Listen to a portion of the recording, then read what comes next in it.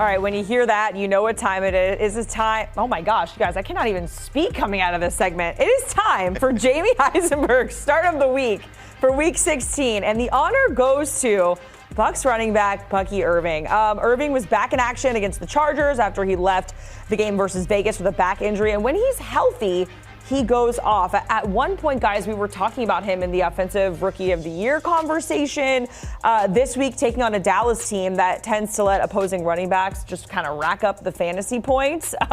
You see it here in terms of PPR leagues. Rostered in most of the leagues, starting in 53% of them. Here's where he stacks up with Jamie, Dave, and Heath. And again, 3 running backs in the past 5 games have scored at least 14.5 PPR points against the Cowboys. Jamie Eisenberg, Dave Richard, I'm Jacqueline D'Agostino. We are going to go through starts, sits, the whole shenanigans here if you made it to the playoffs for Week 16. So, Jamie, let's start with your start of the week, who is Bucky Irving. I already kind of mapped out the Cowboys of it all, but why else do you think he's a must start and primed for a big week? I think in prime time, he's going to go off. You said it, Jacqueline. It was great to see him come through the game last week against the Chargers after I think a lot of people were even concerned to start him because he didn't practice most of the week and dealing with that back injury. But he's been great when healthy. The 13.3 PPR points that he got against the Chargers is kind of a low. He's been over 15 PPR points in 6 of his last 8 healthy games. And so the concern really is just how much work will Rachaad White get? Will he get some of the high-level touches? We saw him, score inside the red zone last year. He's going to get last week. He's going to get a lot of opportunities catching the ball as well. But Bucky Irving has just been a special talent. And I just love what Liam Cohen's done with this run game. You mentioned that the Cowboys' run defense has been spotty at times. They've been better lately. I think a lot of that has to do with who they've played. But I think just the way that the Bucs run the ball, this game could be really fun. It could be a high-scoring affair with how these defenses have looked. So I like the setup for Bucky Irving to be a borderline number 1 running back and have a huge game in prime time. And remind people that, yes, he should be in consideration for Rookie of the Year. He's not going to win it because of Jaden Daniels, but he definitely has been the best rookie running back this year and one of the best rookie players overall. All right, so Jamie, let's get to the rest of your starts. And Brock Purdy is a start for you. And we were talking about high-scoring games. Of course, the Niners and the Rams was a very, very low-scoring game. But we know that Brock Purdy, when coming off of a loss, tends to kind of get a little chip on his shoulder, at least in terms of fantasy points. And it works out well for fantasy managers when he is coming off of a loss, Jamie. That's 100% accurate, Jacqueline. He doesn't lose very much, but this year he's lost more than I think a lot of people expected. So he's had 5 losses this year, and then he's responded in 4 of those 5 games with 26.5 fantasy points.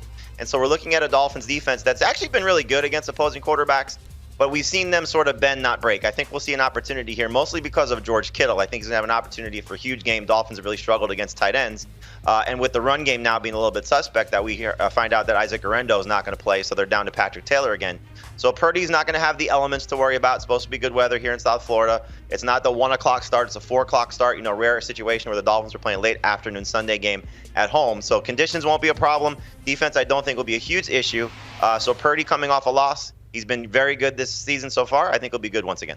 I think we can't state enough how important it is for Purdy that Guerendo's out. Okay. Because Guerendo being out means that it's guys like Patrick Taylor, Izzy Abanikanda, Kyle Juszczyk, their fullback. These are the players that are going to be playing running back for the 49ers, and these are not great running backs. These are 5th stringers. It's a fullback. It's a guy who was on a different team a month ago. And so more is going to have to fall on Brock Purdy's shoulders. I agree. I think he's a good low-end starter. But I saw vintage Aaron Rodgers last week, and I think Aaron Rodgers is another good start this week. There are a lot of quarterbacks that are good enough to be low end. They don't have a high enough ceiling. I think Aaron Rodgers has a high ceiling in what should be a high scoring game against the Rams. And the Rams really haven't been thrown on a lot. I think only 5 quarterbacks this year have at least 31 attempts, 3 of the 5 over 20 fantasy points. They've been run on plenty. But I don't know how healthy Breece Hall is. I know he's not on the injury report. That's a good thing. But push comes to shove, this offense is piloted by Aaron Rodgers. He was awesome last week. His receivers left yards on the field.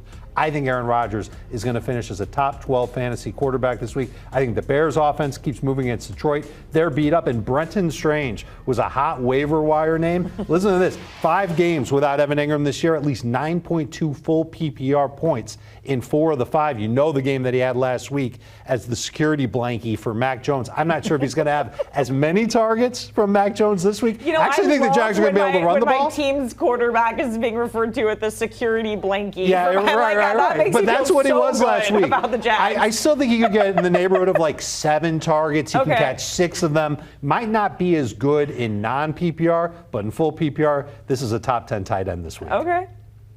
It's a great matchup. As you've seen from the Raiders, they just struggle to defend almost anything. And so top 5 in terms of most fantasy points allowed to the position. I think the DeAndre Swift call is really interesting, and I do like Swift as well. You've seen such a beat-up Detroit defense right now. They just lost one of their best run stoppers in McNeil. He's out for the season. Their secondary is beat up. Swift did not play well against them on Thanksgiving, but this is an opportunity for him to get the revenge that he did not get facing one of his former teams. So there's an opportunity here for Swift to be a number 2 running back. It's just a matter of how much fantasy managers will trust them, but I think it's a good call to call him a borderline starter for this week. All right, Dave, let's get to your sits because Jordan Love is on here, and there's a sense around a lot of our analysts that we haven't seen the best of Jordan Love or the Packers just yet, but why is he on your sits here? It's probably true. We haven't seen the best of Jordan Love, and we're not really going to see the best of him this week because we don't see the best of many quarterbacks against the Saints. You know why, Jacqueline? Because teams run like crazy against New Orleans, and that's what Green Bay's been doing for like the last month. Josh Jacobs is a must start, and Jordan Love, he's got between like 20 and 23 fantasy points in 4 of his past 7 games. That's okay. He's been under that 23 mark in every game since week 7. I don't know how much he's going to have to do. I don't know which wide receiver or tight end to trust. I think it's Josh Jacobs leading the way, and I think that's what carries Green Bay to a win against the New Orleans Saints. I was so unimpressed, by the way, with Brian Robinson last week. Had such high hopes, thought he'd have a great game. Now he's taking on Philadelphia. He scored against Philadelphia earlier this year. 4 games in his career, never 15 PPR points against the Philadelphia Eagles for Brian Robinson.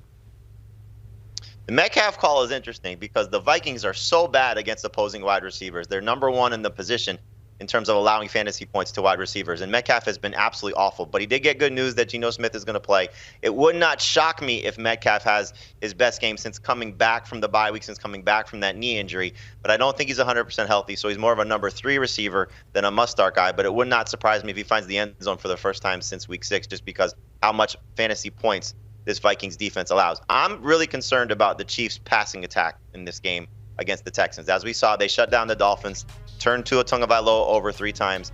This offensive line is a problem for an injured Patrick Mahomes. I know he's not on the injury report. He's going to play. That's great for the Chiefs. It's not great for fantasy managers. Let's keep in mind what the season has been for Mahomes. He's coming into this game 3 straight games under 20 fantasy points. We've been begging for him to just be over that number, and that hasn't happened very often this season. So now you're asking him to play behind this offensive line with no DJ Humphries once again. Texans number 2 in most sacks, number 4 in fewest fantasy points allowed to opposing quarterbacks. It's going to be a little tough for Mahomes in this game. And in terms of DeAndre Hopkins, he's had a very solid season, but now you're throwing another wide receiver, solid tenure with the Chiefs. You're throwing another wide receiver into the mix with Marquise Brown expected to play, so who knows how much that impacts DeAndre Hopkins. Plus, Stingley is probably going to see a lot of Hopkins as well, the cornerback there for the Texans, who just had 2 interceptions and covering Tyreek Hill and shutting him down to under 40 yards receiving. So just feels like a very low-scoring game coming between the Texans and the Chiefs, which is unfortunate because you do have 2 playoff caliber matchup here. But I think just the way that Patrick Mahomes not at 100%, Hopkins dealing with a quarterback not 100% against a very good pass defense, I would try and sit the Chiefs passing attack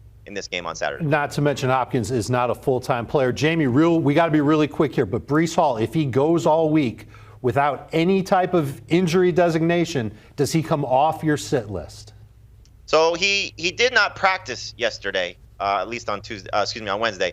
But he did not have an injury designation. So something is still going on with Breece Hall. And if he does not practice, he will stay there. If he does practice, he will move up. But he's on the bust alert list, which is a borderline starter. I just don't like the setup for him. He will benefit, however, if Braylon Allen and Isaiah Davis, who are both on the injury report, don't play. All right, so really quickly, this is probably, my last fantasy segment with you guys. If I don't know, maybe not. If I keep winning in the playoffs, we don't know. But to that point, are you retiring? No, but if I'm out, if I get kicked out, you know what I mean? I don't know. Then you got to win. They might kick me off the segment. Yeah, so I got to slide in one last personal question for old time's sake. I have Breece Hall. Would you start Charbonnet over Breece Hall? I would if there's no Ken Walker, but Ken Walker limited. He didn't practice on Wednesday, and Zach Charbonnet They both didn't practice on Wednesday. Who did? Neither. Both Seahawks running backs didn't practice on Wednesday, so you go with Breece Hall if they're both out. Obviously, I would go Hall over Charbonnet if Ken Walker plays. Okay. That's the way to do it. I'll keep you guys posted on my happenings in that fantasy league. I'll let you know. I slid into the playoffs. I didn't even know until I won. I was like, oh, cool, that worked out. Genius fantasy manager. Exactly. That's what we're going with. You can catch the guys on Fantasy Football Today in the latest episode. Breaking it all down, more crucial starts and sits to help secure your playoff victory. Download, follow, listen wherever you get your pods, or you can scan that QR code on your screen right now.